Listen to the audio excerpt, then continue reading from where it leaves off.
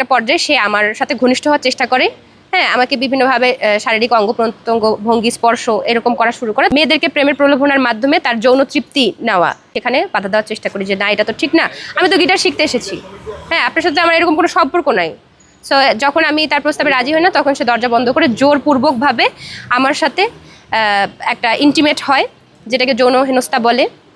সেটা হওয়ার পরে যেহেতু সে একটা ছেলে মানুষ, সে তো অবশ্যই শক্তি প্রয়োগ করলে একটা যে কোনো মেয়েকেই কাবু করতে পারে। এটা এটা আপনারা বলতে পারেন না যে আমি একটা মেয়ে শুয়ে পড়েছি। আমি দেখছি যে আমি গতকাল থেকে যে নিউজগুলোতে আমি ইন্টারভিউ দিয়েছি, বেশিরভাগ তারাই কমেন্ট করেছে, সবাই লিখছে যে এই মেয়েটি হচ্ছে নিজে থেকে শুয়ে পড়েছে এবং জাহিদ অন্তুকে ফাঁসানোর চেষ্টা করতেছে। এই কমেন্টটা সব থেকে বেশি এসেছে। ভাই, আমি এখন আপনাদের কাছেই বলি, আপনাদের কাছে আমার প্রশ্ন, এমন একটা ফাঁকা ঘরে দরজা বন্ধ করে সে যদি আমার জোর জবরদস্তি করে, আমি যদি চিল্লাই, আমাকে কে ওখান থেকে বাঁচাবে? আপনি বলুন। এটা তো কোনো বাংলা সিনেমা না যে আমি চিল্লাবো একজন দৌড়ায় এসে আমাকে বাঁচাবে।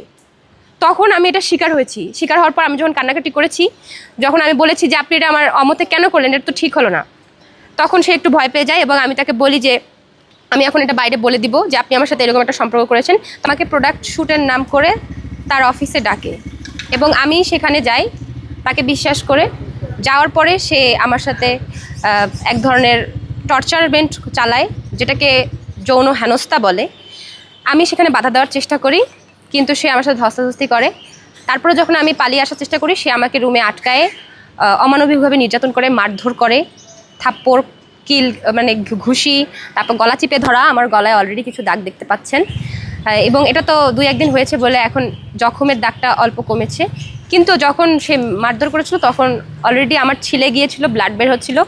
আমি ওখান থেকে কোনো মতে পালিয়ে বের হওয়ার পরে নিকটস্থ আশেপাশে যখন যাওয়ার চেষ্টা করি, কোথাও খুঁজে না পেয়ে কুর্মিটোলায়, ওই সময় যে রাত যেই সময়টা আমি গিয়েছি ওই সময় ওটাই আশেপাশে খোলা ছিল। আমি ওখানে জরুরি বিভাগ যে প্রাথমিক চিকিৎসাটা নেই বা দেখাই। তারপরে ওখান থেকে আমি অনেকেই কল দেই ওই মুহূর্তে, যারা আমার আপনজন, প্রিয় মানুষ, পরিবার সবাই। তো তাদের মধ্যে থেকে সব থেকে আগে যে আমাকে কলটি ব্যাক করে সে হচ্ছে আকাশ রঞ্জন দাদা, একজন ডিরেক্টর, আপনারা চিনেন তাকে কম বেশি। সে আমার পাশে দাঁড়িয়েছে শুধুমাত্র আমি তার ছোট বোন বলে। তার মনে হয়েছে সে মানবিক একজন মানুষ। সেখান থেকে সে আমাকে বললো ঠিক আছে তুমি কোথায় আছো, তাহলে চলে আসো। আমি তখন গুলশান থেকে ওনার সাথে দেখা করার পরে সে আমার জখমের অবস্থা দেখে, রক্তাক্ত অবস্থায় দেখে, আমার খুব বিধ্বস্ত অবস্থা ছিল, যেহেতু চুল টুল টেনে একদম খুব খারাপ অবস্থা আসলেই ছিল আমার। আমি বুঝতে পারতেছিলাম না কী করা উচিত, অনেক কান্না করছিলাম। তো তখন সে আমাকে বলে যে কি হলো, ঘটনাটা খুলে বলো। আমি তখন তাকে যখন বললাম, সে কিছু সাংবাদিক ভাই ব্রাদার কয়েকজনকে নিয়ে আমরা প্রাইমারি পর্যায়ে জাহিদ অন্তুর বাসার নিচে গেলাম, যে আমরা চেয়েছিলাম বিষয়টা ওখানে মিউচুয়াল করতে, যে দেখি সে আমাকে মারলো কেন বা এটা আমরা জানতে চেয়েছিলাম। কিন্তু তারা আসলে আমাদের সাথে দেখা করেনি, যোগাযোগ করেনি, বরং খুব রুড বিহেভ করে তার নিচে যারা ছিল মানে দারোয়ানরা, তারা আমাদেরকে বের করে দেয়, বলে যে জাহিদ অন্তু বাসায় নেই। তারপরে আমরা নিকটস্থ গুলশান থানায় তার নামে মামলা করি। এর পরবর্তীতে সে মানে জাহিদ অন্তু, তার বড় ভাই এবং তার এক ভাই রবিন ভাই, তারা 3 জন মিলে থানায় আসে এবং তারপর থেকে ঘটনা চলতে থাকে। আচ্ছা, 2025 সালে সে টিএসসিতে গিটার ক্লাস শেখাতো, গিটার বাজানো শেখাতো। সেখানে আমি তার স্টুডেন্ট ছিলাম। তার যেমন টিএসসিতেও ব্যাচ ছিল, সে কিছু সংখ্যক স্টুডেন্টকে বাসায়ও শেখাতো। সো দেখা যেত যে আমি টিএসসিতে শিখতাম, কয়েকদিন শিখেছি। তারপর যখন দেখছিলাম যে আসলে শিখতে পারছিলাম না ভালো করে, তখন সে আমাকে বাসায় ডাকলো, বাসার ব্যাচে বললো যে ঠিক আছে তাহলে আপনি বাসায় এসে শেখেন। আমি যখন তার বাসায় গেলাম, যাওয়ার পরে আমি দেখলাম যে আসলে সেই মুহূর্তে কোনো স্টুডেন্ট ছিল না, আমি আগে এসেছি। তো তারপরে সে আমাকে বললো যে ঠিক আছে আপনি বসুন, আর কিছু স্টুডেন্ট আসতেছে। এটা বলে সে একটা ফ্ল্যাট, ভাইয়া সত্য কথা যে বলতে, ফ্ল্যাট বাসা, কেউ ছিল না, ফাঁকা। আমার কাছে মানে পরিস্থিতি সুবিধার মনে হচ্ছিল না, যেহেতু দেখতেছি যার কেউ নেই। কিছুক্ষণ অপেক্ষা করার পর দেখছি কিছু নেই, আমি বের হতে চেয়েছিলাম ওই মুহূর্তে।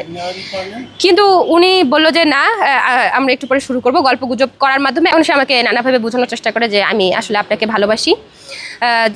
যেহেতু সে আমার টিচার ছিল, আমি বিশ্বাস করি কিন্তু তার কাছে গানটা শিখতে গিয়েছিলাম। তো তখন সে আমাকে বলতেছে যে আমি আপনাকে ভালোবেসে ফেলেছি, তাই তো আপনার সাথে ঘনিষ্ঠ হয়েছি, আপনাকে ভালো লাগে, আপনার সাথে আমি সম্পর্ক করতে চাই, আপনাকে আমি বিয়ে করবো। হ্যাঁ, আপনি প্লিজ এটা বাইরে বলিয়েন না। তো আমি কোনোভাবেই সেদিন রাজি হই না, ওখান থেকে বের হয়ে আসি। এরপর থেকে সে আমাকে টেক্সট করে, কল করে, বা আমার ক্যাম্পাসের বাইরে দাঁড়িয়ে থেকে সে আমার সাথে মানে খুব একটা অ্যাপ্রোচ করে যে সে আমাকে ভালোবাসে, এটা বারবার সে প্রমাণ করার চেষ্টা করে। হ্যাঁ সে ফোন কলে বা যেভাবেই হোক সে এটা বোঝায় যে তার আমার প্রতি একটা ইনার ফিলিংস আছে, একটা দুর্বলতা আছে, একটা ভালোবাসা, বিয়ে করতে চাইছে আমাকে। সো আমি যখন পাত্তা দেই না, সে আমার পিছনে ঘোরার পরে সে এটা কোনোভাবে প্রুফ করে যে সে আমাকে ভালোবাসে এবং আমিও তার প্রতি ফল করি। তখন মনে হয় যে আমি আচ্ছা সেই মুহূর্তে এখন আপনারা বলতে পারেন যে সেই মুহূর্তে আপনারা কেন জানালেন না। ভাই আমি তখন অনার্স ফার্স্ট ইয়ারের একজন স্টুডেন্ট, আমি এখন অনার্স সেকেন্ড ইয়ারে পড়ছি। তো আমি কেবল ইডেন কলেজে ভর্তি হয়েছি। ওই মুহূর্তে কিন্তু আমার মা বাবা পরিবার আমার ঢাকায় থাকে না। সো আমার কেউ নাই ঢাকায় যে আমি যাকে যে এই ঘটনাটা বলবো। আমারও তো একটা মান সম্মানের ভয় আছে। একটি নারী যদি ধর্ষিত হয় সেও কিন্তু সহজে বলতে চায় না এই বিষয়টা, তাই না? অনেক নারী আছে আজকে ধর্ষিত হওয়ার পরও, ব্যাড টাচের শিকার হওয়ার পরেও কিন্তু এগুলো বলে না, পরিবারকে বলতেও লজ্জা পায়। সো এমন একটা ঘটনা, অপ্রীতিকর ঘটনা আমার গিটার ক্লাসে হয়ে গেছে, এটা আমি কীভাবে ওই মুহূর্তে কাউকে বলতাম? এবং আমার মধ্যে তো অবশ্যই ভয় ছিল। তো এই জিনিসটা, এবং আমি যদি কাউকে বলতাম, এই এখন না আমার ভাই ব্রাদার হয়েছে, কাজ আমি নবাগত অভিনেত্রী হিসেবে কাজ করছি মিডিয়াতে। হ্যাঁ আমি বেশ কিছু টিভি চ্যানেলে, RTV, বৈশাখী চ্যানেল, BTV প্লাস ইউটিউবে অনেক কাজ করেছি, কিছু নাটক করেছি। সো এখন না আমার ভাই ব্রাদার, ডিরেক্টর ভাইরা বা সাংবাদিক ভাইরা আমাকে চেনে, তাই আমার পাশে এসে দাঁড়াচ্ছে। কিন্তু আমি যদি ওই প্রাইমারি লেভেলে কেবল ইডেনের একজন ফার্স্ট ইয়ারের শিক্ষার্থী, আমার সাথে এই ঘটনাটা হয়েছে, এটা যেমন কেউ বিশ্বাস করতো না, এবং আমি সেই সময় জানতামও না যে এটা আমি ডক্টরের কাছে গেলে এই এভিডেন্সটা বের হয়ে আসবে যে সে আমার সাথে রেপ করেছে কি করেনি। ঠিক আছে, যার কারণে আমি মুখ খুলিনি।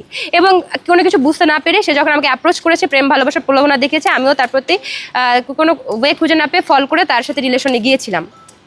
তারপরে যখন আমি তার ব্যাপারে খোঁজ পাই, কিছুদিন পর কিছু সংখ্যক মেয়েদের বিষয়টা আমি জানতে পারি যে সে তার একমাত্র উদ্দেশ্যই হচ্ছে এরকম করে মেয়ে হান্ট করা। সে তার একমাত্র উদ্দেশ্য হচ্ছে ছাড়া সে কোনো সম্পর্কের মানে করে না, কাউকে অফিসিয়ালি গার্লফ্রেন্ড বা বউ স্বীকৃতি দেয় না।